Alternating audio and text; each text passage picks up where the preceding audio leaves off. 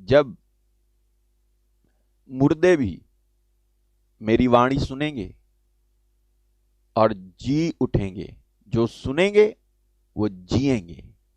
ऐसा वचन है यूहन्ना के सुसमाचार में कि जो वचन सुनेगा वो जिएगा। 5:25 यूहन्ना अध्याय 5:25।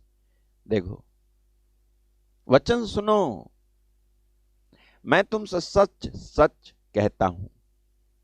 यीशु मसीह जब भी कह रहे थे, डबल बार ये कहते थे ना, मैं तुमसे सच सच कहता हूं, तो वो बात पे ज्यादा जोर देते थे और चाहते थे कि लोग उसको बड़े गौर से समझें, क्योंकि यीशु ऐसा कह रहे हैं कि मैं तुमसे सच सच कहता हूं। वह समय आता है और अब है जिसमें मृतक मरे हुए परमेश्वर के पुत्र का शब्द सुनेंगे, और जो सुनेंगे वे जिएंगे। हालेलुया। इसलिए अगर आपका कोई चल बसा है ना, तो दुख तो जरूर हुआ होगा कि वो चला गया, लेकिन एक खुशखबरी भी मैं आपको दे रहा हूं कि यीशु मसीह की आवाज और वाणी को छोड़ करके आपके उस मुर्दे को कोई जिंदा कर नहीं सकेगा। लेकिन एक दिन आ रहा है जब यीशु ही अपनी आवाज से, यीशु कह रहे हैं अब है और तब होगा। एक और बार बोला, देखो यही है, इससे अचंभा मत करो। 5:28 जॉन 5:28, इससे अचंभा मत करो, क्योंकि समय आता है कि जितने कब्रों में हैं वे उसका शब्द सुनकर निकल आएंगे। मेरे भाई मेरी बहन, ये सच है। देखो, मैंने अपने पिताजी, मेरे पापा जो है चल बसे बहुत समय पहले। जब वो चले गए तब मैं रोया, दुख हुआ कि मेरे पापा चले गए। लेकिन आज, और जितना ज्यादा मुझे इस बात का ज्ञान होता चला गया कि ये यीशु है जो मेरे इस दुख की भी भरपाई कर देंगे। एक दिन आ रहा है कि जब वो उन मुर्दों को जिलाएंगे,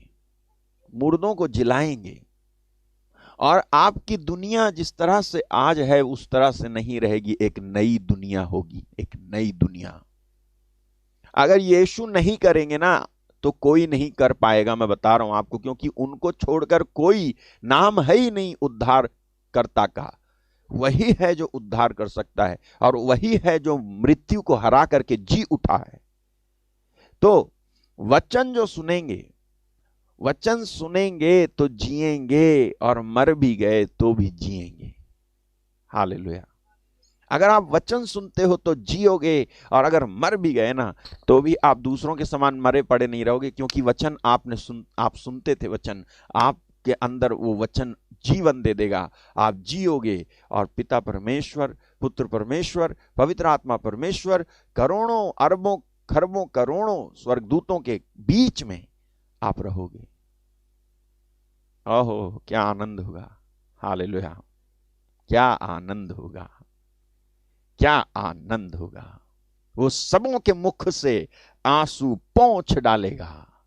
ऐसा रेवलेशन चैप्टर 21 में लिखा हुआ है।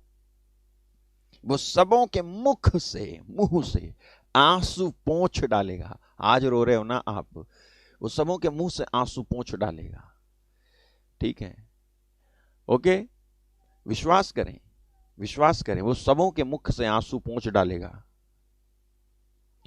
वह उनकी आंखों से सब आंसू पोंछ डालेगा। इसके बाद मृत्यु ना रहेगी, ना शोक, ना विलाप, ना पीड़ा रहेगी। पहली बातें जाती रहेंगी। ये पहली बातें हैं अभी जो चल रही हैं, ये बात जाएगी, दूसरी बात आएगी। हालेलुया। लेकिन इसका मतलब ये नहीं कि आपका जो मर रहा है उसे मरने दिया जाए आज, क्योंकि यीशु ने कहा अब भी वो समय है कि सुनो और जीवित रहो। हालेलुया।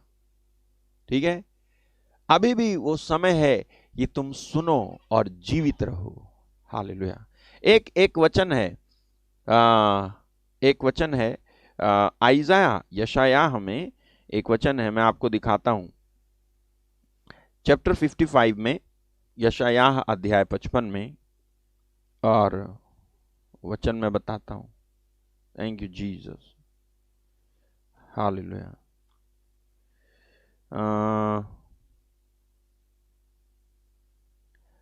वहां पर ऐसा लिखा हुआ है कि जीवन मिलेगा वचन सुनोगे तो। हालेलुया।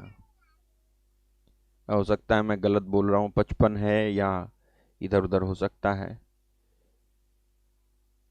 लेकिन ऐसा एक वचन है यशायाह हमें कि कान लगाकर सुनो मेरे पास आओ। यस, 55:3, कान लगाओ और मेरे पास आओ, सुनो तब तुम जीवित रहोगे। सुनो और तब तुम जीवित रहोगे। हालेलुया। कान लगाओ, मेरे पास आओ, सुनो। सुनो क्या वचन, उसकी आवाज, तब तुम जीवित रहोगे और मैं तुम्हारे साथ सदा की वाचा बांधूंगा। अर्थात दाऊद पर की अटल करुणा की वाचा। जैसे दाऊद पर मैंने कहा था कि मैं हमेशा हमेशा तक दाऊद के घराने पर अपनी दया करुणा बनाए रखूंगा, ऐसी वाली अटल वाचा मैं उनके साथ बांधूंगा जो मेरा वचन, हालेलुया, जो उसका वचन सुनते हैं उनके साथ। परमेश्वर क्या कह रहा है मालूम है कि दाऊद के घराने से मैंने कहा था मैं तुझ पर दया करता रहूंगा, सो मैं तुझसे भी कहता हूं कि मैं तुझ पर भी दया करता रहूंगा, क्योंकि तू वो है जो मेरा वचन सुनता है। हालेलुया। ओके, सुनो और जीवित रहोगे आप। और वचन जब आप सुनते हैं तो ऐसे क्या होगा कि आपके अंदर से डर जो है, आपके अंदर से डर, आपके अंदर से जो खौफ है वो निकल जाएगा। हालेलुया। हाँ, आप डरो मत। ओ ये हो गया ब्रदर, आप कैसे कह रहे हो डरो मत, ऐसा है तो आप डर के कुछ कर सकते हो तो डर भी लो। डर के कुछ हो सकता है तो कुछ कर लो। कुछ बना सकते हो डर से तो कुछ कर लो। आप डरने की वजह से कुछ कर नहीं पाएंगे, बल्कि उल्टे आपको और ज्यादा नुकसान होता चला जाएगा। इसलिए ये डर जो है ना, जो आज आपके दिल को कब्जे में कर रहा है, इसकी जगह पे वचन का कॉन्फिडेंस, वचन और प्रभु ने जो वादा किया उसका कॉन्फिडेंस, उसका भरोसा आपके दिल को कब्जा करे, तो ही आप बेहतर स्थिति में होगे। ओके, मैं आपको वचन में लिए चल रहा हूं और मैं आपको बताऊंगा कि ये जो डर है ये, और अगर आप इसको अंदर रखोगे तो प्रॉब्लम में आप रहोगे। ओके, और प्रभु का वचन है, जब आप सुनोगे तो आपके अंदर से डर निकल जाएगा और हिम्मत आएगी, विश्वास आएगा। डर की जगह विश्वास आएगा, और जब विश्वास आएगा तो विश्वास से क्या होगा मालूम है? चमत्कार। इम्पॉसिबल पॉसिबल होगा, असंभव संभव होगा। यीशु ने कहा विश्वास करने वालों के लिए सब कुछ हो सकता है। यीशु ने यह नहीं कहा डरने वालों के लिए सब कुछ हो सकता है, नहीं, यीशु ने कहा विश्वास करने वालों के लिए सब कुछ हो सकता है। ठीक है, अब मैं आपको एक उदाहरण देता हूं एलियाह के बारे में। आप पहला राजा अध्याय 19 में एक वचन पढ़ोगे और वो है 19:10। एलियाह क्या हुआ था कि एलियाह ने परमेश्वर से प्रार्थना की थी। आप सबको याद होगा कि उसकी प्रार्थना से आसमान से आग उतर आई थी और सारे लोग जो बाल के पुजारी थे वो सब लोगों को उसने मरवा दिया था। और इजरायली जो थे, जो झूठे झूठे ईश्वर के पीछे भाग रहे थे, उनका मन उसने सच्चे परमेश्वर की ओर फेर दिया था। जब ऐसा हो गया था तब क्या हुआ? कुछ ऐसा हुआ, वो एक औरत थी, एक उस समय राजा की पत्नी थी, अहाब राजा की पत्नी थी, उसका नाम है इजेबेल। तो ये जो औरत थी, इसने जब देखा वो बाल के जो पुजारी थे जिसको एलियाह ने मरवा डाला था, वो पुजारी तो इजेबेल ने पाल रखे थे। तो उसने जब देखा कि मेरे पुजारियों को एलियाह ने मरवा डाला है, तो अब मैं एलियाह को मरवा डालूंगी। तो उसने एलियाह से कहलवा भेजा कि मैंने अगर तुझे मरवा ना दिया तो मैं रानी नहीं हूं, ऐसे एक धमकी दी। तो एलियाह बाबा भागे, एलियाह भागा और भाग करके कहां पहुंच गया? परमेश्वर के पर्वत होरेब पर। हालेलुया। और वहां पर एक गुफा में जा बैठा। तब परमेश्वर आता है और ये बात कहता है जो आपके सामने लिखी है कि सेनाओं के परमेश्वर यहोवा के निमित्त, सॉरी 9 है शायद, 9। ये परमेश्वर आया और परमेश्वर आके बोला, वहां वह एक गुफा में जाकर टिका। कौन? एलिय्याह। और यहोवा का वचन उसके पास पहुंचा, हे एलिय्याह, तेरा यहां क्या काम? यहां यानी मेरे इस पर्वत पर, ये जो गुफा है इसमें बैठा हुआ है, तू यहां काम क्या कर रहा है? यहां क्या काम है तेरा? तो देखो क्या कहता है वो। उसने उत्तर दिया, सेनाओं के परमेश्वर यहोवा के निमित्त मुझे बड़ी जलन हुई। यानी I was jealous, I was very jealous for the Lord. Jealous means मैं परमेश्वर के प्रति बड़ा उत्साही हूं। और यस, वो उत्साही था। ऐसा नहीं है कि वो परमेश्वर के प्रति उत्साही नहीं था, वो उत्साही था। उसके अंदर भक्ति थी, सच्ची भक्ति थी। नहीं तो ऐसी थोड़ी ना हल्की फुल्की भक्ति से आग नीचे उतर आती है? सच्ची भक्ति थी इसकी, एलिय्याह की। ऐसी थोड़ी ना कि एलिय्याह जो है आग उतार लेता है, और एलिय्याह जो है पानी 3.5 साल के बाद पानी बरसने के लिए कहता है, पानी बरसता है। और 3.5 साल पहले उसने कहा आकाश बंद हो जाए, पानी ना बरसे, तो ऐसा ही हो गया था। एलिय्याह कोई मामूली परमेश्वर का सेवक नहीं था। और वो मामूली होता तो परमेश्वर उसको रथों को भेज करके एक विशेष मकसद के हेतु, जो अंत के दिनों में पूरे होंगे, उठवाता नहीं। मैंने एक लंबा वाक्य बोला, आपको समझ में आया? हाँ। अगर एलिय्याह जो है कोई साधारण व्यक्ति होता, या उसकी प्रार्थना साधारण होती, और परमेश्वर के प्रति उसके अंदर वो नहीं होती, क्या, जेलेसी, जलन। ये कोई वो जलन नहीं है जैसे औरत के बीच में, आदमी के बीच में, बच्चों के बीच में, वो वाली जलन नहीं। ये एक ऐसी जलन है जो परमेश्वर से प्रार्थना करने पे मजबूर करती है। ये एक ऐसी जलन है, ऐसी जलन, ये एक ऐसा, इसको बोलते हैं एंथुसियाज्म। ठीक है, इसको बोलते हैं उत्साह।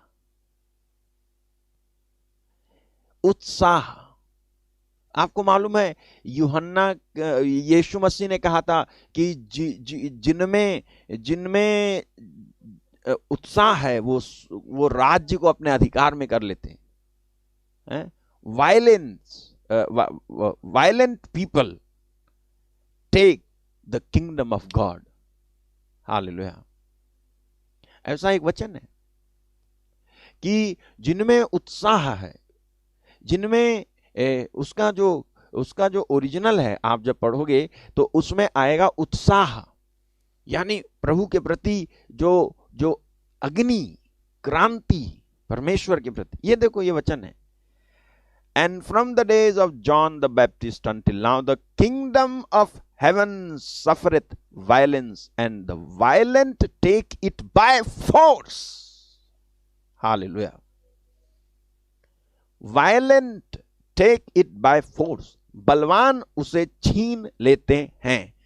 अब तक स्वर्ग के राज्य में बलपूर्वक प्रवेश होता रहा है और बलवान उसे छीन लेते हैं। स्वर्ग का राज्य उनका नहीं जिनके अंदर परमेश्वर के प्रति ठंडापन है, परमेश्वर के प्रति कुनकुनापन है। स्वर्ग का राज्य उनका है जिनके अंदर परमेश्वर के जो बलवान हैं, जिनके अंदर उत्साह है, जिनके अंदर फोर्स लगाने की ताकत है। वे ही लोग परमेश्वर के राज्य को ले सकते हैं। यहां लिखा हुआ है, यूहन्ना बपतिस्मा देने वाले के दिनों से अब तक स्वर्ग के राज्य में बलपूर्वक प्रवेश होता रहा है। हालेलुया। देख रहे हो यीशु क्या कह रहे हैं? यूहन्ना बपतिस्मा देने वाले के दिनों से अब तक स्वर्ग के राज्य में बलपूर्वक प्रवेश होता रहा है। बलपूर्वक मीन्स वायलेंटली, यानी दोज हु आर वायलेंट,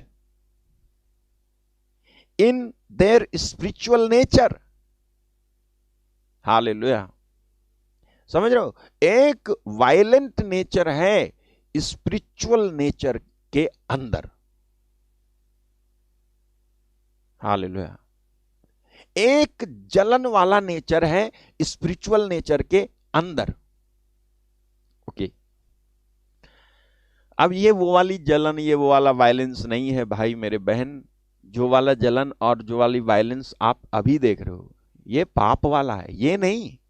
इसका सीधा सा मतलब ये है कि ये जब होता है अंदर, तब वो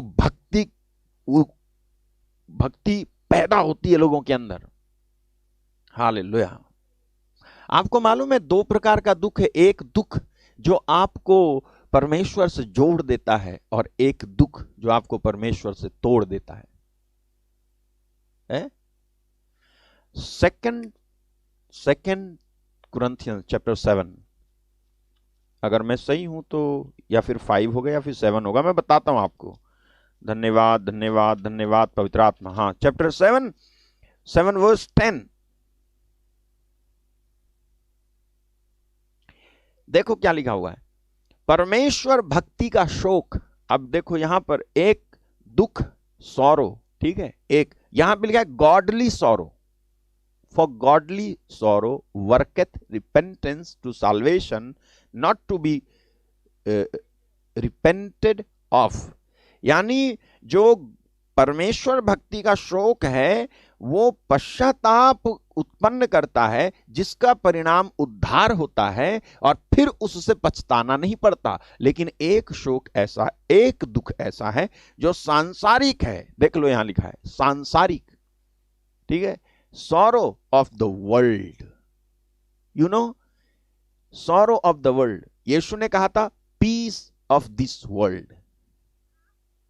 तो एक दुख है, संसारिक दुख भी है, और एक संसारिक शांति भी है। आपको मालूम है, जितना बड़ा नकलची शैतान है, उतना बड़ा नकलची और कोई नहीं है। शैतान ने परमेश्वर की हर एक चीज की नकल की है। अगर परमेश्वर स्वर्गिक शांति देता है, तो शैतान भी जो है सांसारिक शांति देता है। अगर परमेश्वर जो है आशीषें देता है, तो शैतान भी सांसारिक आशीषें देता है, जिससे कि कहीं ऐसा ना हो कि लोग स्वर्ग के बारे में और पवित्रता के बारे में और सही बातों के बारे में और परमेश्वर की ओर बढ़ने के बारे में, प्रार्थना करने के बारे में सोचें। इसलिए इनका ध्यान ये सब मैं चीजें दे दे के इधर ही करे रहूं, नहीं तो ये जो है मेरे राज्य में कहां आएंगे, ये तो उसके राज्य में चले जाएंगे। Kingdom of Satan and kingdom of God. तो दो चीजें हैं यहां पे। आपको समझना है कि ये जो चीज है, तो एक गॉडली सॉरो है, यानी एक है परमेश्वर भक्ति, परमेश्वर की भक्ति का शोक, और एक है सांसारिक शोक। सांसारिक शोक मृत्यु पैदा करता है। एक दुख है जो आपको परमेश्वर से जोड़ देता है, वो दुख है परमेश्वर का भक्ति का शोक, दुख। उससे पश्चाताप उत्पन्न होता है। इसी तरह से जैसे यहां परमेश्वर भक्ति का शोक है, उसी तरह से एक वो वचन था जो मैंने अभी दिखाया था, वो जो राज्य को बलपूर्वक ले लेते हैं, मत्ती 11:12 ये लिखा है, ये जो चीज है ना, violent take it by force. ये स्पिरिचुअल वायलेंट पीपल हैं, स्पिरिचुअली आत्मिक तो हैं, लेकिन इनके अंदर परमेश्वर के प्रति इतना जो है उत्साह भरा हुआ है। हालेलुया। वो कुछ भी कर गुजरते हैं, कुछ भी। हालेलुया। कुछ भी कर गुजरते हैं, कुछ भी प्रभु के लिए कर गुजरते हैं। कितनी भी बड़ी मुसीबत आए वो उसको फेस करते हैं, कितना भी बड़ा चैलेंज आए वो उसको फेस करते हैं। कितनी भी बड़ी मुसीबत आए वो उसको फेस करते हैं और दुख उठाते हैं, प्रॉब्लम उठाते हैं। मैं आपको एक वीडियो दिखाने जा रहा हूं।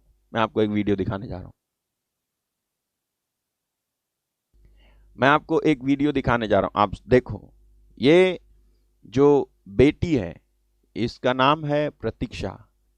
इसने प्रभु के लिए और वर्तमान परिस्थितियों का जो दुख है ना, वो आप खुद ही सुन लो वो क्या कह रही है, आप सुनो, ठीक है? उसके बाद मैं आपको वचन में ले चलूंगा। सबको जय मसीह की। मेरा नाम प्रतीक्षा परमार है। मैं गुजरात पेटलाद से हूँ, लेकिन फिलहाल मैं इजराइल में काम कर रही हूँ और मैं मसीह में आए मेरा 1 साल हो गया है। और जब से मैंने परमेश्वर को जाना है और उनके वचनों पर चलना शुरू किया है, तब से परमेश्वर ने मुझे बहुत सारी बातों के लिए गवाह ठहराया है और आज फिर से परमेश्वर ने मुझे गवाही देने के लिए खड़ा किया है। इसके लिए मैं परमेश्वर का धन्यवाद करती हूँ। और मेरी गवाही है कि इस कोरोना की महामारी में लोग डरे हुए हैं और चिंतित भी हैं, और यहाँ पर भी लोग बहुत डरते हैं कोरोना नाम से। और यहाँ पर एक वैक्सीन आई हुई है जिसका नाम Pfizer है और यहाँ पर सबको कंपलसरी लगवाना है। और सबसे पहले यहाँ पर शुरुआत केयर टेकर से हुई थी। मैं भी एक केयर टेकर हूँ और यहाँ की गवर्नमेंट ने एक रूल निकाला था और कहा था कि सबसे पहले यहाँ पर केयर टेकर्स जो है वो सारे लगवाएंगे। और मेरे सारे फ्रेंड्स और यहाँ पर जितनी भी केयर टेकर्स है वो सारे लोगों ने ये वैक्सीन ले ली है और मुझे भी इस वैक्सीन को लेने के लिए बोला गया था। और इन दिनों में मुझे पूछा जा रहा है, लेकिन मैं इस वैक्सीन को कोई ना कोई बहाना निकालकर मैं इसे इग्नोर करती हूँ, क्योंकि मुझे इस वैक्सीन पर भरोसा नहीं है। मेरा भरोसा यीशु मसीह पर है, क्योंकि उन्होंने हमारे सारे दुखों, बीमारियों, दुखों, आंसुओं को अपने ऊपर लेकर उसने अपने आप को बलिदान कर दिया है। तो मैंने उस परमेश्वर पर विश्वास किया है और मैं उनके वचनों के अनुसार चल रही हूँ, इसलिए मैं इस वैक्सीन को लेना नहीं चाहती हूँ। और मैं इस वैक्सीन को मैंने नहीं लिया, इसलिए मैं जहाँ पर काम करती हूँ उन लोगों ने मेरे सामने एक शर्त रखी थी कि तुम अगर वैक्सीन लेना नहीं चाहती तो तुम घर से बाहर नहीं जाओगी, ना किसी से मिलोगी और ना ही कोई छुट्टी लोगी। और मैंने हाँ कर इस काम कंटिन्यू रखा है। और पिछले कुछ दिनों पहले हमारी ईस्टर थी और मुझे ईस्टर पे मुझे छुट्टी पे जाना था, मुझे यरूशलेम जाना था और वहाँ जाकर मुझे प्रार्थना करनी थी। और मेरे सामने ये शर्त रखी थी, इसलिए मैं डर रही थी कि मुझे छुट्टी नहीं मिलेगी। और फिर भी मैंने सोचा कि एक बार मैं बात करके देखूं और मैंने सबसे पहले परमेश्वर के सामने बैठकर प्रार्थना की और फैमिली में बात रखी। उन लोगों ने मुझे कोई आंसर नहीं दिया, लेकिन फिर भी मैंने प्रार्थना को कंटिन्यू रखा।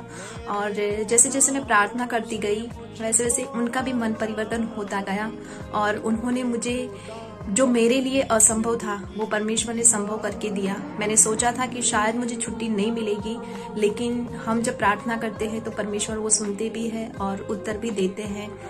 मुझे लगा था कि मुझे छुट्टी नहीं मिलेगी, लेकिन प्रभु ने मुझे छुट्टी दिलाई। मैं यरूशलेम गई थी और मेरे साथ सरोद दीदी भी थी। हम दोनों अच्छी तरह से जाकर अच्छी तरह घर लौट आए। परमेश्वर ने, वहाँ पर बहुत बड़ी भीड़ थी, लेकिन प्रभु के आत्मा ने हमें संभाला, हमें बचाया। हर एक महामारी से हमें उसके दूतों के द्वारा हमारी रक्षा कर हमें सही सलामत अपने घर पर पहुंचा दिया। और यहाँ पर दूसरा भी एक रूल निकाला है और बोला गया है कि जो लोग वैक्सीन लेंगे उनके लिए एक सर्टिफिकेट बनाया जाएगा और वो सर्टिफिकेट उनके पास रखना है और वो जहाँ कहीं भी जाएंगे उनको वो सर्टिफिकेट दिखाना है, चाहे वो रेस्टोरेंट हो या चर्च हो या कोई भी प्लेस हो। वहाँ पर वो सर्टी के बिना हमें एंट्री नहीं मिलेगी। लेकिन मैं जहाँ कहीं भी जाती हूँ, मैंने वैक्सीन नहीं ली है, लेकिन फिर भी मैं जहाँ कहीं भी जाती हूँ, अगर मैं मेरे दादा दादी के साथ भी जाती हूँ तो प्रभु का आत्मा मुझे बचाता है। सबके पास सर्टिफिकेट मांगते हैं, लेकिन अभी तक मेरे पास एक बार भी सर्टिफिकेट नहीं मांगा है और प्रभु मुझे संभालता है, मुझे बचाता है।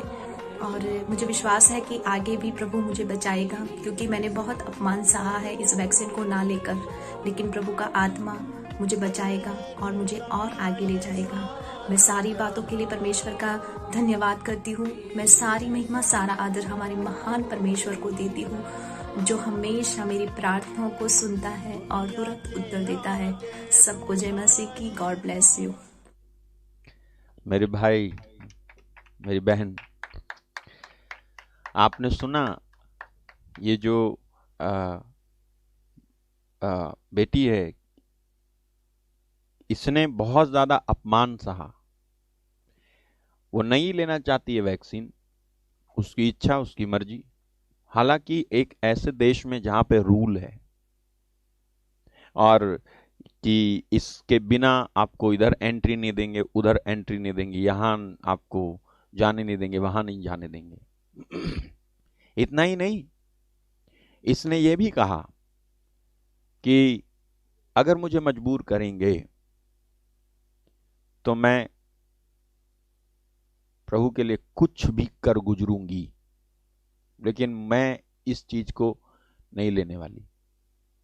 मुझे भरोसा नहीं, मेरी जिंदगी परमेश्वर की दी हुई है। जब तक मुझे भरोसा नहीं, मैं इस चीज को नहीं ले सकती। और इसकी वजह से उसको बहुत ज्यादा परेशानियां हुई, लेकिन उस परेशानी को वो झेलती गई।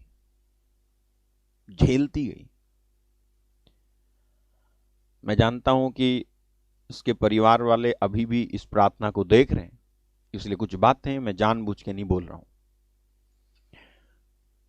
यहां ये जो वचन लिखा है, अगर इस वचन के अनुसार इसका स्वभाव नहीं है तो कैसा है फिर? यूहन्ना बपतिस्मा देने वाले के दिनों से अब तक स्वर्ग के राज्य में बलपूर्वक प्रवेश होता आ रहा है। ठीक है? And from the days of John the Baptist until now, the kingdom of heaven suffereth violence, and the violent take it by force. अब तक स्वर्ग के राज्य में बलपूर्वक प्रवेश होता रहा है और बलवान उसे छीन लेते हैं। कौन बलवान? विश्वास में बलवान। कौन बलवान है? प्रार्थना में बलवान। कौन बलवान? जो वचन में बलवान है, जो प्रार्थना में बलवान है, जो आत्मा में बलवान है, जो संगति में बलवान है, जो डेली आहार खाते हैं। एक दिन छोड़ के एक दिन नहीं आते, डेली आहार खाते हैं। रोजाना प्रार्थना वचन, रोजाना प्रार्थना वचन, रोजाना प्रार्थना वचन, रोजाना प्रभु की स्तुति, रोजाना व्यक्तिगत प्रार्थना, रोजाना घुटने टेकना, रोजाना प्रभु के साथ में संगति करना। जैसे मैंने कल आपको बताया दानियल किस तरह से संगति करता था। हालेलुया। मेरे भाई, मेरी बहन, तो ये जो वायलेंस है ना, ये एक स्पिरिचुअल एटीट्यूड है, आत्मिक लोगों का आत्मिक स्वभाव। और वो ये है कि वो जो है बल लगाते हैं, मतलब वो जो है ताकत लगाते हैं प्रभु के राज्य में जाने की। हालेलुया, ताकत लगाते हैं। ठीक है? और मैंने आपको एक वचन पढ़ाया था, वो था एलियाह कहता है 19:10 में, एलाइजा कहता है 19:10 में कि यहोवा के निमित्त मुझे बड़ी जलन हुई। ये वो जलन नहीं जो आम इंसान की जलन है, ये एक प्रभु के भक्त के अंदर की जलन है, और वो यहोवा के लिए है। ये जलन, ये उत्साह यहोवा के लिए उत्साह। आज परमेश्वर ऐसे लोगों को ढूंढ रहा है जिनके अंदर उस यहोवा के लिए उत्साह हो, उस परमेश्वर के लिए उत्साह हो। लेकिन परमेश्वर के लिए उत्साह नहीं, बाकी सब चीजों के लिए उत्साह है। यहोवा के जलन, यहोवा के लिए उत्साह। यहोवा के लिए उत्साह वाला व्यक्ति, यहोवा के लिए जलन रखने वाला व्यक्ति हर एक स्थिति तक गुजर जाएगा। चाहे कितनी भी परेशानी आए, वो गुजरेगा, वो जाएगा, उस लेवल तक जाएगा। और वो देखेगा कि देखता हूं कि क्या होता है मेरे साथ, देखता हूं कि क्या होता है। यहोवा के लिए, परमेश्वर के लिए उत्साह, परमेश्वर के लिए ज़ील, परमेश्वर के लिए इंथुजियाज्म, परमेश्वर के लिए उत्साह, वो जलन जब आपके अंदर होगी ना, तब दुनिया की कोई भी फोर्स आप पर असर नहीं डाल सकती। दुनिया की कोई भी बात आप पर असर उस तरह से डाल ही नहीं सकती जिस तरह से परमेश्वर की बातें आप पर असर डालेंगी। लोग कहेंगे कुछ, लेकिन आपका मन कहेगा कुछ।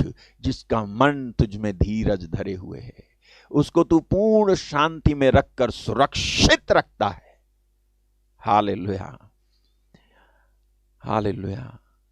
मेरे भाई, मेरी बहन, आज जिस परिस्थिति में आप हो ना, उस परिस्थिति से परमेश्वर आपको निकाल सकता है, बशर्ते यहोवा के लिए जलन रख, बशर्ते यहोवा के लिए उत्साही बन,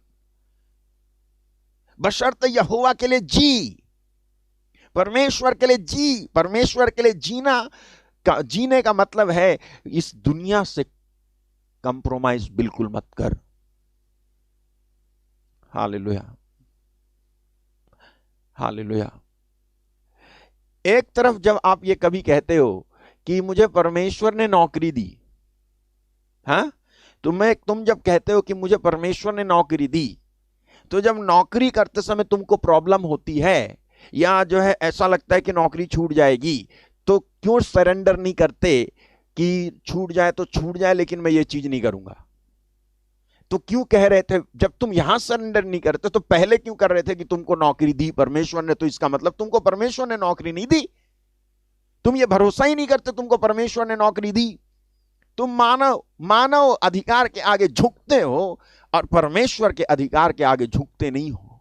जब मर्जी करती है तब जिस तरह से तुम्हें पसंद आए उस तरह से परमेश्वर को ले लेते हो अपने हिसाब से। नहीं, समय आ रहा है, मैं बताऊं आपको, समय आ रहा है जब भेड़ और बकरियों की छटनी हो जाएगी, और हो रही है। परमेश्वर को भेड़ चाहिए, बकरी नहीं चाहिए, क्योंकि यीशु ने यह नहीं कहा कि बकरी मेरी आवाज पहचानती है, चरवाहे की आवाज बकरी पहचानती है। यीशु ने कहा कि मेरी भेड़ मेरी आवाज पहचानती है। भेड़ पहचानती है आवाज, बकरी नहीं। हालेलुया। भेड़ और बकरी की छटनी करेगा प्रभु, करेगा।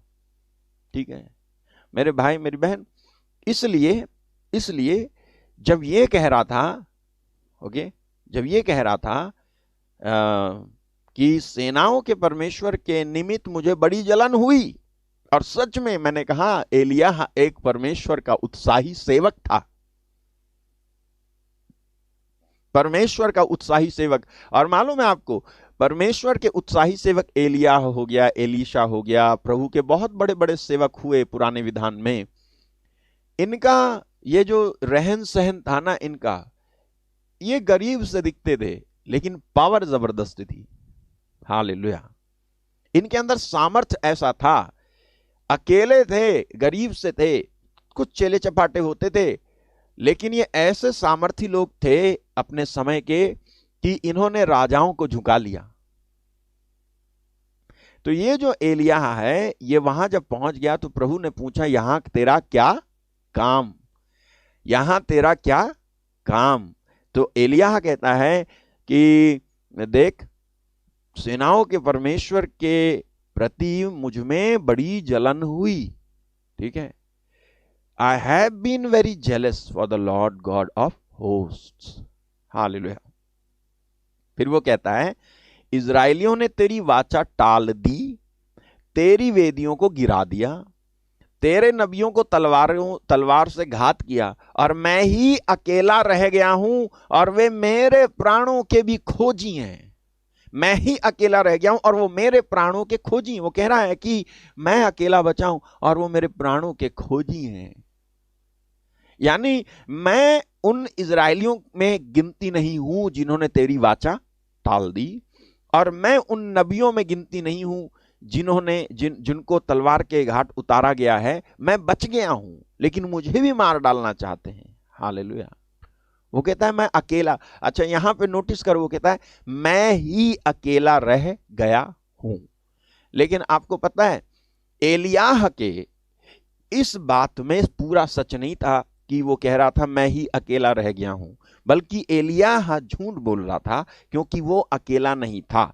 अगर ये कह रहा है कि मैं ही अकेला प्रभु का भक्त बचा हूं और कोई नहीं रहा, सबको जो है मरवा डाला गया है, सब मारे गए हैं।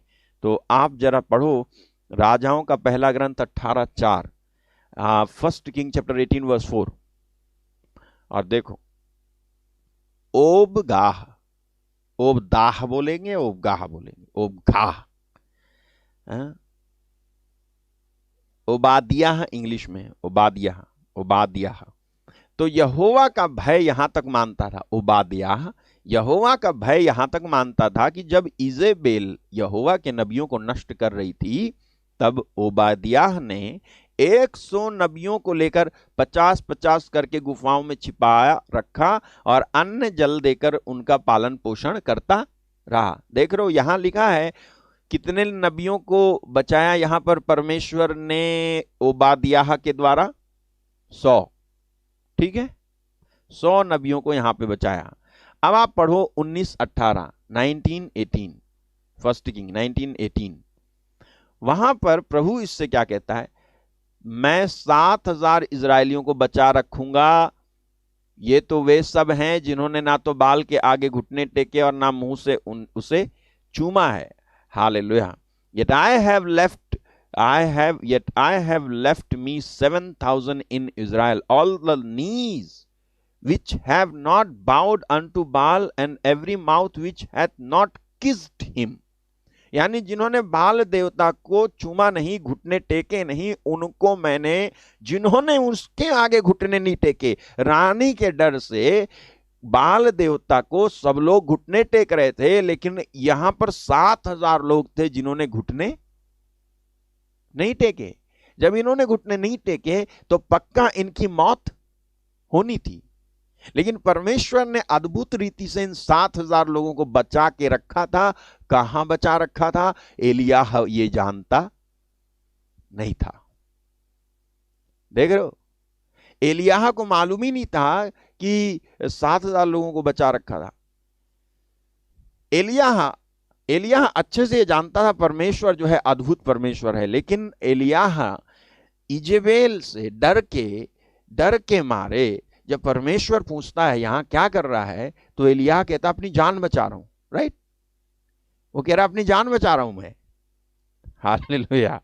सीधी सी बात है, जब वो कह रहा है मैं यहां प्रभु की जलन की वजह से और यहां हूं, और फिर वो कहता है कि तेरे नबियों को मार डाला, वेदियां गिरा दी गई, तो मैं यहां जलन तेरे प्रति जो उत्साह है उसकी वजह से, जो जील है उसकी वजह से हूं। तो वो सीधा सा कह रहा था कि मैं अपनी जान बचा रहा हूं, मैं अपनी जान बचा रहा हूं।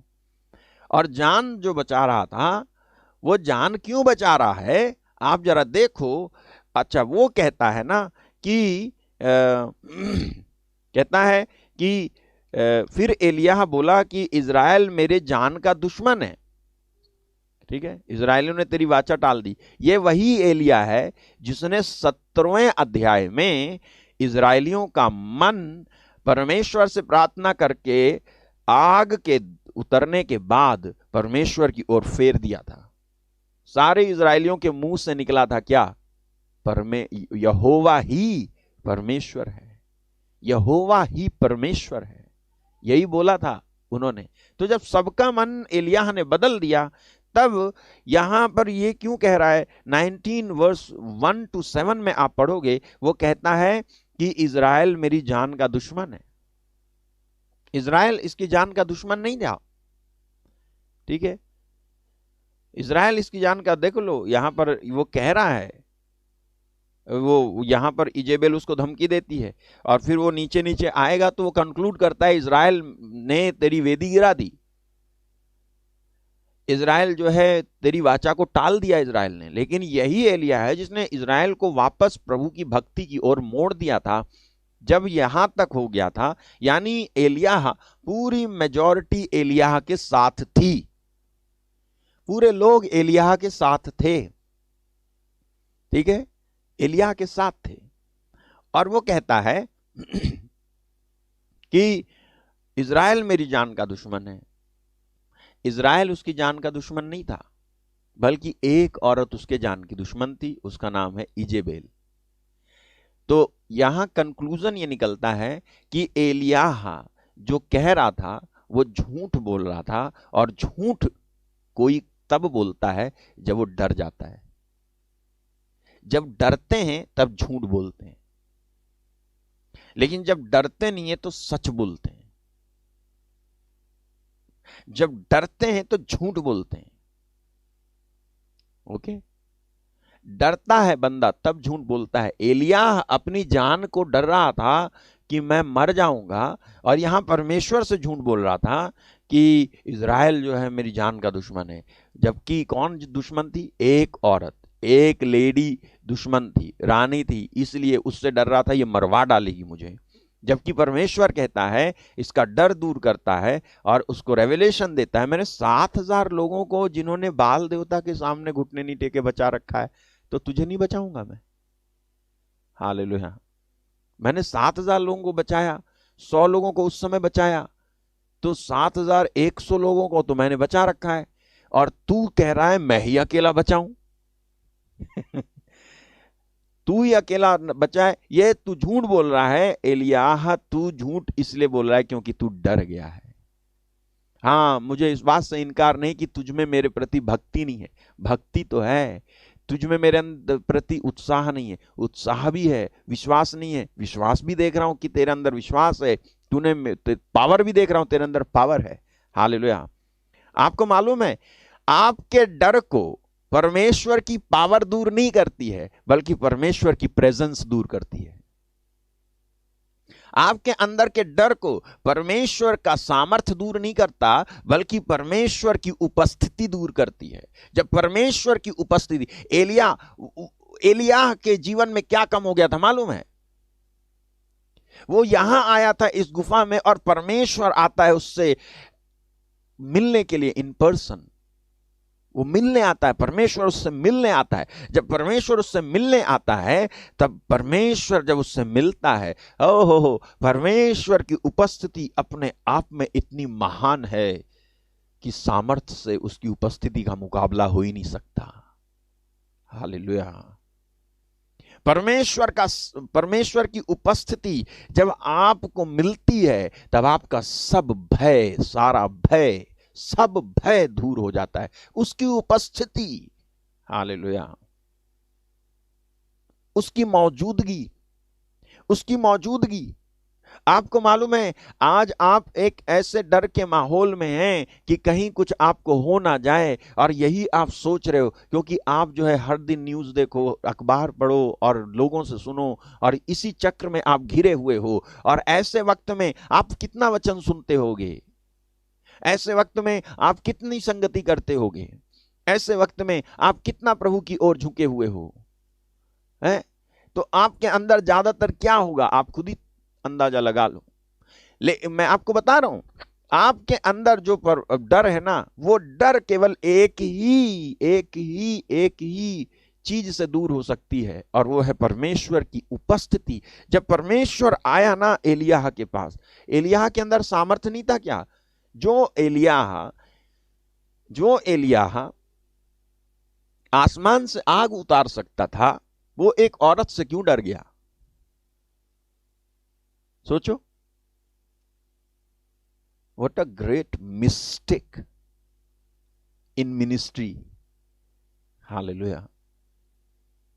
पता है, ऐसी बड़ी बड़ी मूर्खता हम सेवा करते समय करते हैं। आप जो है जब सेवा करते हो, आप जब मान लो मैं प्रीचिंग कर रहा हूं, डरो मत, और मैं कहीं कल को मैं ही डर जाऊं, तो प्रभु क्या करेगा? प्रभु कहेगा, मूर्ख, क्या कर रहा था तू, क्यों सुना रहा था वचन?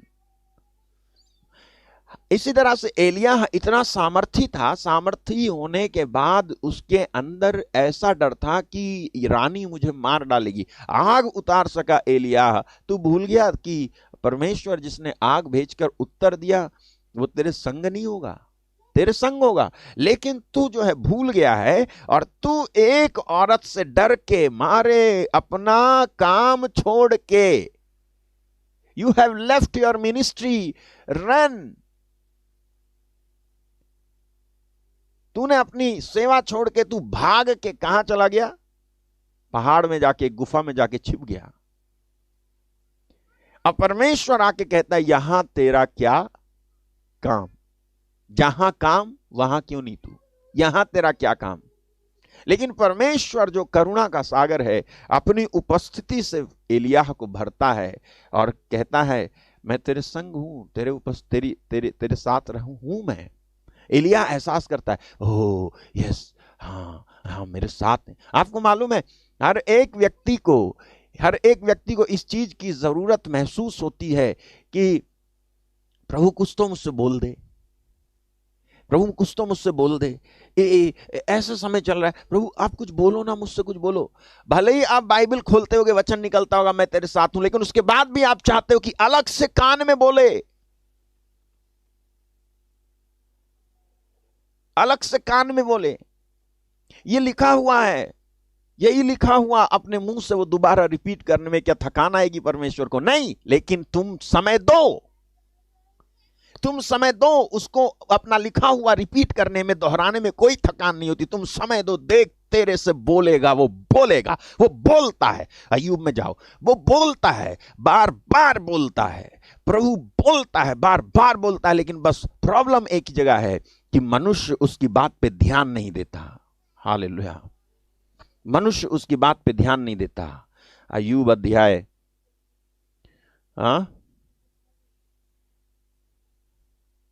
परमेश्वर बार बार बोलता है, लेकिन मनुष्य उसकी बात पे ध्यान नहीं देता है। बार बार 33:14 जोब 33:14 में लिखा हुआ है, या लिखा है, ईश्वर तो एक क्या वरन दो बार बोलता है, परंतु लोग उस पर चित्त नहीं लगाते। गॉड स्पीकeth once ये ट्वाइस, अरे ये हटाओ, yet man perceiveth it not, परंतु लोग उस पर चित्त नहीं लगाते। परमेश्वर बार बार बोलता है, लेकिन लोग उस पर चित्त नहीं लगाते। उसको दोबारा बोलने में आपसे कोई दिक्कत नहीं है मेरे भाई मेरी बहन, लेकिन आप उन्हें उसको समय नहीं दिया। उसको समय भी दिया, तब थोड़ा सा दिया। अब उसकी उपस्थिति तुम चाहते हो इमीडिएट, तुरंत, जल्दी से। तो कहां से मिले? तुम्हारे अंदर जो डर है, इस डर को दूर करने का कोई उपाय नहीं है जब तक कि परमेश्वर की रियल प्रेजेंस तुमको ना मिले। हल्की फुल्की मसीही गिरी नहीं चलेगी अब, हल्की फुल्की प्रार्थना नहीं चलेगी अब, हल्का फुल्का समझौता कर करके जो है क्रिश्चियन लाइफ जीते रहे वो नहीं चलेगा अब। बल्कि आपको अगर प्रभु की उपस्थिति नहीं मिली तो आप जो है सूखी टहनी के समान होंगे, टूट के आग में ही जलेगी। याद रखना, परमेश्वर की उपस्थिति को, जिसको आपको आपके जीवन में काफी समय पहले ही बना लेना चाहिए था, काफी समय पहले से बना के आना चाहिए था, काफी समय पहले से आपको उसका अभ्यास करते करते करते करते आना चाहिए था। आपको मैंने बताया है कि जब हम बहुत समय पहले से उसके पीछे से जो काम करते हुए आते हैं, जो पीछे से हम काम करते हुए आते हैं, वही काम हम उस समय करते हैं जब बड़ी मुसीबत आती है। याद है, बताया मैंने आपको। आपको यदि प्रार्थना करने की आदत नहीं है तो मुसीबत के वक्त में प्रार्थना करोगे आप? अगर आप जो है छोटी छोटी बातों पे घबराते आए थे तो बड़ी बातों पे क्या कम घबराओगे? और भी ज्यादा घबराओगे। और तुम्हारा हार्ट फिल नहीं होगा तो क्या होगा? तुम्हारी सांस नहीं फूलेगी तो क्या होगा? तुमको ऑक्सीजन बाहर से जरूरत नहीं पड़ेगी तो कहां से जरूरत पड़ेगी? हम पहले से ही प्रार्थना को इग्नोर करते हुए, वचन को इग्नोर करते हुए, वचन के समय को इग्नोर करते हुए, और बस छलांग लगाते तुम केवल प्रार्थना के लिए। वचन सुनने की कोई आदत नहीं है, पीछे से कुछ नहीं करते आए, पीछे से कोई अभ्यास नहीं किया। उम्र हो गई 50 साल, 60 साल, 40 साल, लेकिन हमने अभी तक परमेश्वर की उपस्थिति को अभ्यास नहीं किया और बनाए नहीं रखा अपने जीवन में। ओके, जाना जरा वहां पे इफिशियंस चैप्टर 6 वर्स 12, इफिसियंस अध्याय 6 वचन 12। वहां क्या लिखा है? 12, परमेश्वर के सारे अस्त्र शस्त्र बांध लो, वो वाला वचन डालना।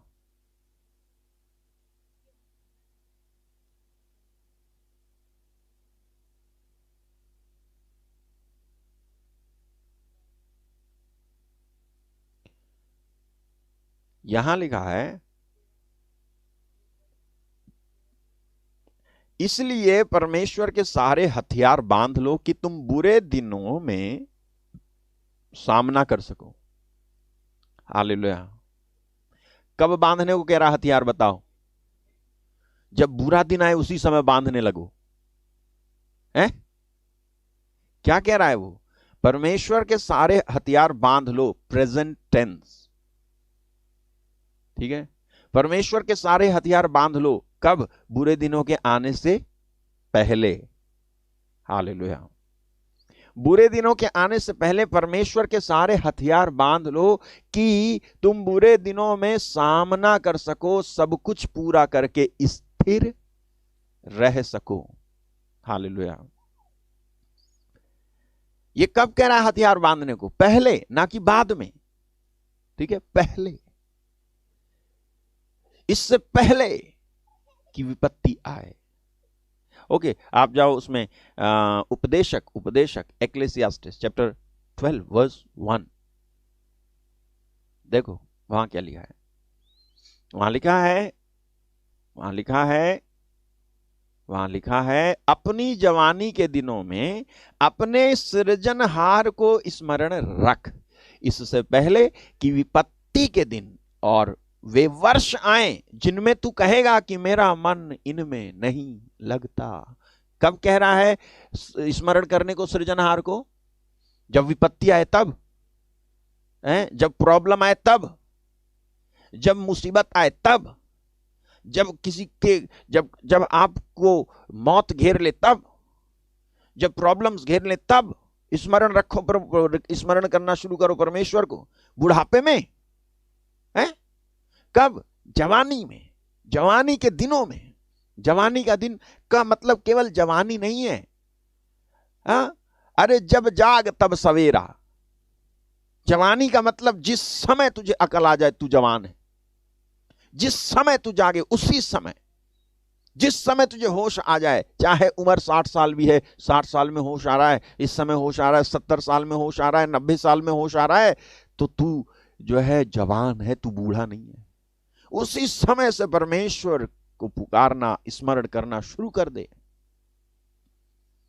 जवानी का मतलब जवानी है, यह नहीं है कि इसका दूसरा कोई अर्थ मैं बता रहा हूं, ये नहीं है वो है, नहीं, ये अर्थ तो है। जवानी मतलब 18 साल के हो, 20 साल के हो, 25 साल के हो, हैं, बचपना गुजर गया तुम्हारा, जवान हो, कॉलेज में हो, यूनिवर्सिटी में हो, अरे अभी से जाग जाओ, स्मरण रखो उसे, क्योंकि आगे के वचन बहुत खतरनाक है। आगे देखो लिखा है, इससे पहले कि सूर्य और प्रकाश और चंद्रमा और तारागण अंधेरे हो जाएं। ओ, ये तो कुछ ऐसा है जैसे कि प्रभु कह रहे थे कि सूर्य और चांद और सब अंधकार में हो जाएंगे। इससे पहले कि सूर्य और प्रकाश और चंद्रमा और तारागण अंधेरे हो जाएं और वर्षा होने के बाद बादल फिर घिर जाएं, हाँ, उस समय घर के पहरुए कांपेंगे, बलवंत झुक जाएंगे, पिसनहारियां थोड़ी रहने के कारण काम छोड़ देंगी और झरोखों में से देखने वाली अंधी हो जाएंगी। आप समझ रहे हो क्या क्या कह रहा है? वो कह रहा है उस समय घर के पहरुए, पैर, घर कौन? शरीर, घर के पहरुए कौन? पैर, बलवंत झुक जाएंगे, कमर, पिसनहारियां थोड़ी रहेंगी, दांत, झरोखे से झांकती हैं, आंखें। आगे, सड़क की ओर के किवाड़ बंद होंगे, चक्की पीसने का शब्द धीमा होगा, कान, तड़के चिड़िया बोलते ही एक उठ जाएगा, सब गाने वालियों का शब्द धीमा हो जाएगा। आगे है, ओके, हाँ, कान के बारे में, तेरे कान जो है चले जाएंगे, आ रहा है समय, तब तुम लगे, दया करो प्रभु हे मेरे नाथ, कृपा करो प्रभु हे मेरे नाथ। ये होता है कब? जब जो है सब खिंच गया, चुस गया, खत्म हो गया, निकल गया, कचूमर निकल गया, कचूमर बन गया, तब भक्ति हो रही है। सड़ा हुआ लाके प्रभु की वेदी पे चढ़ा के एक्सपेक्ट कर कि प्रभु तुम्हें आशीष देगा। अभी वक्त है, अभी। यहां लिखा है, फिर जो ऊंचा हो उससे भय खाएगा और मार्ग में डरावनी वस्तुएं मानी जाएंगी और बादाम का पेड़ फूलेगा और टिड्डी भी भारी लगेगी। भूख बढ़ाने वाला फल फिर काम ना देगा, क्योंकि मनुष्य अपने सदा के घर को जाएगा। रोने पीटने वाले सड़क फिरेंगे। पेट, हाँ, फिर अरे नहीं, मैंने पेट बोला। उस समय चांदी का तार 2 टुकड़े हो जाएगा और सोने का कटोरा टूटेगा। 12:6 है ना ये, रुक जाना। हालेलुया। चांदी का तार, हालेलुया, थैंक यू जीसस। आपको मालूम है चांदी का तार क्या है? रीढ़ की हड्डी। और सोने का कटोरा क्या है? सिर या खोपड़ी। और घड़ा क्या है? हृदय। ओके ओके, ठीक है, शुरू से जाएंगे। 12:1। किसी ने बोला फिर से भैया बता दो, समझा दो। अपनी जवानी के दिनों में अपने सृजनहार को स्मरण रख, इससे पहले कि विपत्ति के दिन और वे वर्ष आए जिनमें तू कहे कि मेरा मन इनमें नहीं लगता। नेक्स्ट। इससे पहले कि सूर्य और प्रकाश और चंद्रमा और तारागण अंधेरे हो जाएं और वर्षा होने के बाद बादल फिर गिर आएंगे। अब शुरू होती है बात। उस समय घर के पहरुए कांपेंगे। घर कौन? शरीर। पहरुए कौन? जो कांपेंगे? पैर। बलवंत झुक जाएंगे, यानी शरीर झुक जाएगा। और पिसनहारियां यानी दांत, और जो खिड़की से झांकती हैं यानी आंख। और हाँ, आंख। आगे आगे। सड़क की ओर के किवाड़ बंद होंगे, चक्की पीसने का शब्द धीमा होगा, तड़के चिड़िया बोलते ही एक उठ जाएगा, सब गाने वालियों का शब्द धीमा हो जाएगा। हालेलुया। ठीक है, आगे। फिर जो ऊंचा हो उससे भय खाएगा और मार्ग में डरावनी वस्तुएं मानी जाएंगी। बादाम का पेड़ फूलेगा, टिड्डी भी भारी लगेगी, भूख बढ़ाने वाला फल फिर कामना देगा, क्योंकि मनुष्य अपने सदा के घर को जाएगा, रोने पीटने वाले सड़क सड़क फिरेंगे। और उस समय चांदी का तार, 5 डाला आपने, चांदी का तार उस समय टुकड़े हो जाएगा। चांदी का तार क्या है मालूम है? चांदी का तार है, मैंने आपको बताया, रीढ़ की हड्डी। और सोने और सोने का कटोरा है आपकी सिर या खोपड़ी। सिर या खोपड़ी सोने का कटोरा है, टूटेगा। और सोते के पास घड़ा। घड़ा क्या है मालूम है? आपका दिल, आपका हृदय फूटेगा। ठीक है, फूटेगा। ओके, आगे। मिट्टी ज्यों की त्यों। अब इसमें कुछ समझाना नहीं है, आपको सब समझ में आता है। मिट्टी ज्यों की त्यों मिट्टी में मिल जाएगी। तो यहां पर यह लिखा हुआ है, इससे पहले कि खराब दिन आए, इससे पहले कि विपत्ति के दिन आए, इससे पहले कि प्रॉब्लम्स वाले दिन आए, तुम अपनी जवानी के दिनों में ही उस परमेश्वर को स्मरण करना, उसको पहला स्थान देना, उससे प्रार्थना करना, उससे जुड़ना, उससे जो है जुड़े रहना। प्रार्थना में ये करना शुरू कर दो। ये कहना बंद करो कि टाइम नहीं। मेरे भाई, मैं आपको एक उदाहरण देता हूं। एक बेटी का। मैं एक गांव गया था, यहीं पर हमारे यहाँ यूपी में एक गांव में गया प्रार्थना करने। वहां पर एक बेटी है, और वो जो बेटी है वो उसको मना किया प्रार्थना नहीं करना, तू प्रार्थना मत करना, उसको मना किया। तो उसने अपने मम्मी पापा की आज्ञा का पालन किया, कहा ठीक है मैं प्रार्थना नहीं करूंगी।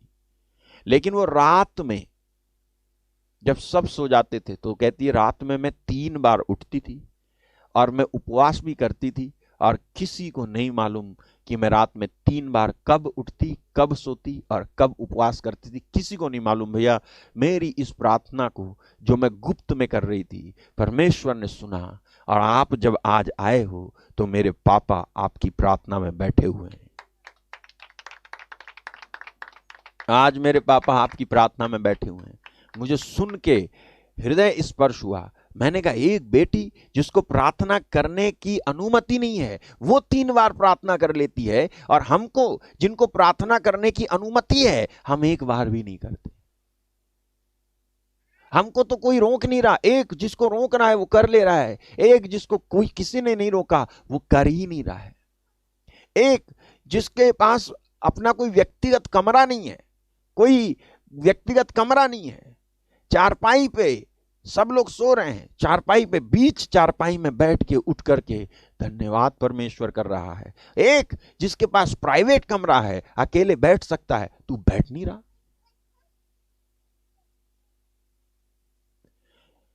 क्या परमेश्वर इन सब बातों को उसी तरह से फर्क नहीं कर सकता जिस तरह से मैं फर्क कर रहा हूं? अगर मैं फर्क समझ रहा हूं तो क्या वो फर्क नहीं समझेगा? अगर वो फर्क समझेगा तो आप बताओ मुझे, आशीष पाने के हकदार हम हैं, या वो लोग जिनके पास अपॉर्चुनिटी नहीं थी फिर भी जो है अपॉर्चुनिटी क्रिएट कर ली। हालेलुया। अरे अवसर नहीं था, अवसर जो है बना लिया उन्होंने। आज तुम्हारे पास अवसर है, फिर भी तुमसे प्रार्थना नहीं होती, फिर भी तुमसे जो है प्रभु को समय नहीं दिया जाता, फिर भी तुम प्रभु के प्रति कोई लगाव नहीं रखते हो। तुम जन्म जात मसीह, लेकिन उसके बाद भी तुम्हारा कोई रोल नहीं है। प्रभु नाराज है, प्रभु दुखी है, रो रहा है वो साइड में, लेकिन हमारा उस पर ध्यान नहीं है। आ गया ईस्टर, मना लिया, क्रिसमस निभा दिया, क्रिश्चियन बना। ऐसे थोड़ी होता है।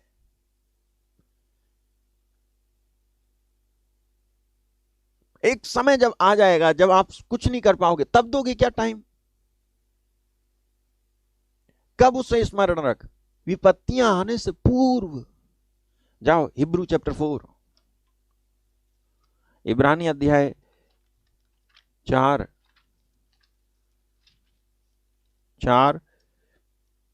और 16, 4:16। इसलिए आओ हम अनुग्रह के सिंहासन के निकट या बांध कर चलें कि हम पर दया हो और वह अनुग्रह पाएं जो आवश्यकता के समय हमारी सहायता करे। कब अनुग्रह पाएं? आवश्यकता जब आ जाए तब अनुग्रह पाएं, या तब जो है परमेश्वर के सिंहासन के पास या बांधकर कब जाएं? जब आवश्यकता आ गई। अरे आवश्यकता के समय परमेश्वर के सिंहासन के पास जाने वाले मतलबी हैं। यहां पौलुस कहता है इसलिए आओ हम अनुग्रह के सिंहासन के निकट हियाब बांध कर चलें कि हम पर दया हो और वह अनुग्रह पाएं जो आवश्यकता के समय, यानी आवश्यकता का समय अभी नहीं है, जब होगा तो उस समय में तुम्हें अनुग्रह मिलेगा, जब तुम अभी से परमेश्वर के सिंहासन के पास जाने वाली आदत में आ जाओ। जब तुम परमेश्वर के सिंहासन के पास जाने वाली आदत में आ जाओ, तब जब विपत्ति, प्रॉब्लम और आवश्यकता का जब समय आएगा ना, जरूरत का जब वक्त आएगा, तब तुम्हें हाथ नहीं फैलाना पड़ेगा। अरे अनुग्रह ऐसा होगा कि 4 इधर से भाग के आएंगे, 5 उधर से भाग के आएंगे। कोई तुम्हें फोन करेगा और कहेगा मदद करूं क्या, मदद करूं क्या? आप कहोगे अरे ये कहां से आ गए, ये कहां से आ गए, ये कहां से आ गए, मैंने तो किसी को नहीं बुलाया। लेकिन एक ऐसा समय भी आता है जब आप फोन करते रहते हो, लोग फोन आपका नहीं उठाते हैं। मैं नहीं,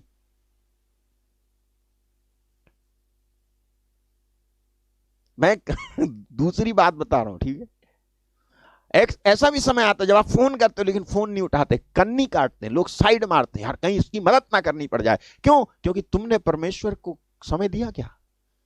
उस वक्त परमेश्वर के साथ में थे, जिस वक्त तुम्हें रहना चाहिए था, उस वक्त तुम इग्नोर मारते थे। जब तुम्हारी पत्नी प्रार्थना देखती थी तो आते थे, चल रहा तेरा, हमेशा प्रार्थना ही देखती रहे तू, हाँ पति आया है, मजा ले, तू चाय बना दे उठ के, हैं देखती रहे प्रार्थना। ऐसे करते थे। और तुम्हारी वही पत्नी तुम्हारी इतनी सड़ी गली सुन के, हे प्रभु मेरे पति को बुद्धि दे। आ रही है नहीं आ रही?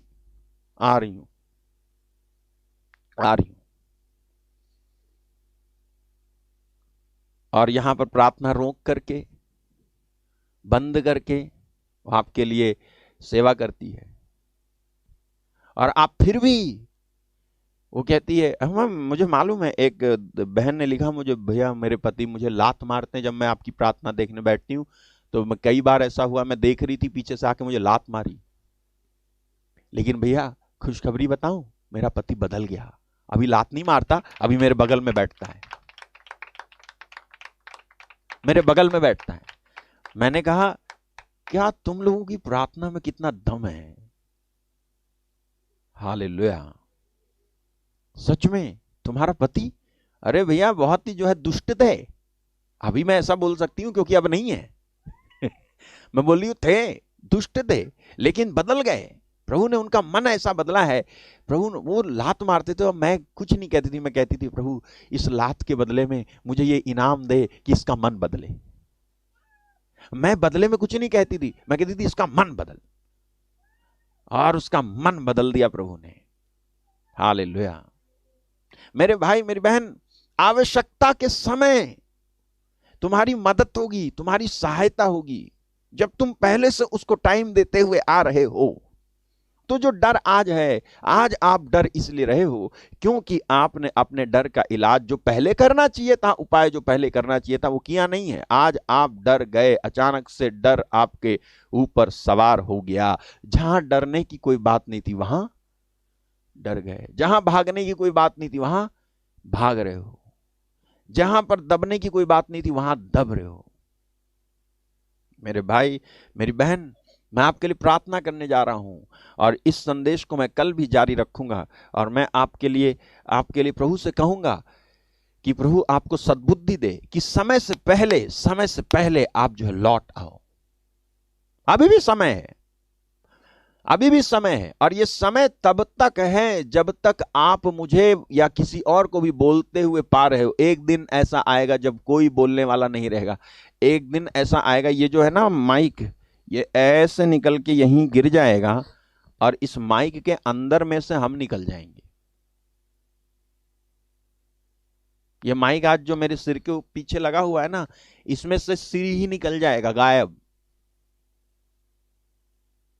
समय आ रहा है, अभी है ये समय। लगभग आप बिल्कुल इसके किनार पे हो, किनार पे इसके किनारे पे खड़े हो आप। यीशु मसीह अपने स्वर्ग के दरवाजे पे खड़े हैं और आप उठाए जाने के किनारे पे खड़े हो। जिस दिन परमेश्वर की मर्जी हुई उसी दिन स्वर्गदूत तुरही फूंकेगा और इस तुरही की आवाज जो पहले से अपने आप को तैयार करते हुए, प्रार्थना करते हुए, वचन सुनते हुए, संगति करते हुए आए, उनको तो सुनाई देगी। लेकिन जिन्होंने संगति नहीं की परमेश्वर की, वक्त रहते जो है, जब हंसी मजाक उड़ा रहे थे पत्नी का, बच्चे माँ बाप का हंसी मजाक उड़ा रहे थे, क्या प्रार्थना, ओल्ड ट्रेडिशन। यही ओल्ड ट्रेडिशन कहने वाले अपने आप पछताएंगे। वचन की बात को कूड़े में डालने वाले लोग पछताएंगे। वचन बचा सकता था, लेकिन मालूम है आपको, आपने सुनी है वो कहावत कि बगल में बच्चा और नगर में ढिंढोरा। बच्चा बगल में दबा के, मेरा बच्चा देखा क्या, मेरा बच्चा देखा क्या, मेरा बच्चा देखा क्या। नगर वाले भी मूर्ख, कोई ना बताए कि जो है तेरे बगल में तो है बच्चा। वो भी मजे ले रहे थे। तब एक समझदार व्यक्ति बोला, तेरे बगल में बच्चा तो है।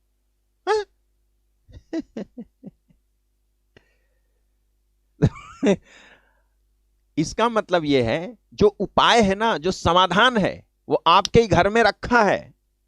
ये जो समाधान है अरे इंटरनेट है, तुम्हारे पास फैसिलिटी है, लेकिन मजाल है तुम प्रार्थना देख लो। अब आप कहोगे भैया ये तो हम तो देख ही रहे, हमें क्यों कह रहे हो।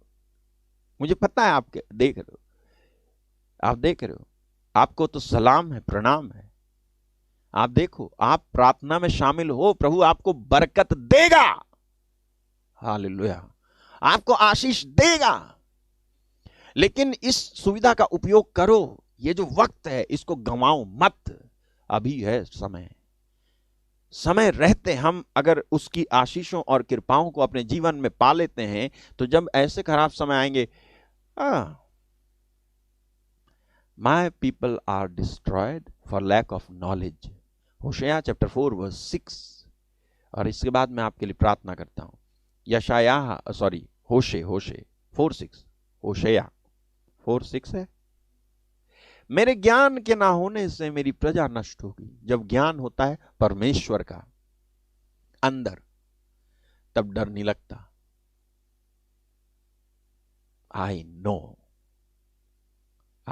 हिम। मुझे मालूम है, मुझे पता है मेरा परमेश्वर। यदि कोई गर्व करना चाहे वो वचन, यदि कोई मेरे ख्याल में यिर्मयाह चैप्टर 9 23-4 ऐसे है आसपास, देखो जो पहले से डालो, पहले से 23 से। यहोवा यूं कहता है, बुद्धिमान अपनी बुद्धि पर घमंड ना करे, ना वीर अपनी वीरता पर, ना धनी अपने धन पर घमंड करे। हालेलुया। प्रभु ने बुद्धिमानों की बुद्धिमानी और घमंड करने वालों का घमंड, और वीरता दिखाने वालों की वीरता, और धन पर दिखाने वालों का धन साइड लगा दिया है। Side side. ऐसे समय में आपको ऐसे लूटा है ना, ऐसे लूटा गया है जैसा आप कभी लूटे नहीं हो, और आपको ऐसे डराया गया है कि आप कभी ऐसे डरे नहीं हो। आपको एक बात बताऊं, आज आत्मा ने मुझे बताया कि लोगों से एक बात कह देना लास्ट में, और इस विषय को कल इनको बताना। प्रभु ने मुझसे कहा, बोल इनको कि इनके डर का अध्ययन किसी ने बहुत समय से किया है। Someone has studied your fear. That is Satan, his people. शैतान के लोग और शैतान खुद, उसने आपके डर का अच्छा अध्ययन कर लिया है, और उसे अब मालूम है कि कहां पे जो है वो घुमाएगा और आप कहां पे घूम जाओगे। उसे मालूम है अच्छे से, उसके लोगों को मालूम है किस चीज से आपको कंट्रोल करना है। उसको मालूम है, उसको मालूम है किधर से जो है एंट्री लेनी है आपके जीवन में, उसको मालूम है। उसका ज्ञान नहीं है, इसीलिए आज उसने आपके डर का अध्ययन कर लिया। काश वो आपके डर का अध्ययन, काश वो शैतान के लोग आपके अंदर डर ना होने के बाद विश्वास देखते, तो वो आपके डर को ना पाते और ना आपके डर का अध्ययन कर पाते। आपके अंदर डर था, इसलिए आपके डर का अध्ययन किया गया। आपके अंदर विश्वास होता तो ये जान जाता, विश्वास करने वाले को छूना मत भैया। ये प्रार्थना करेगा और हमारी बैंड बजा देगा। आज बड़ा चिढ़ा शैतान मुझसे, उनसे भी जिन्होंने मेरे साथ प्रार्थना की, बहुत चिढ़ा। हालेलुया। उसे खूब मैंने ऐसे से दिखाया, मारूंगा तुझे शैतान। हालेलुया। ओके, तो इस समय मैं प्रार्थना करने जा रहा हूं, परमेश्वर आपको स्पर्श करें। विश्वास कर और परमेश्वर का ज्ञान हासिल कर। परमेश्वर का ज्ञान कैसे हासिल होगा? रोज वचन सुन, रोज अपनी बाइबल को उठा पढ़। जब ये प्रार्थना खत्म हो जाए, 1 घंटा बैठ प्रभु के साथ, प्रभु को धन्यवाद दे। प्रभु आज मुझे स्पर्श कर, धन्यवाद धन्यवाद। ओके, मैं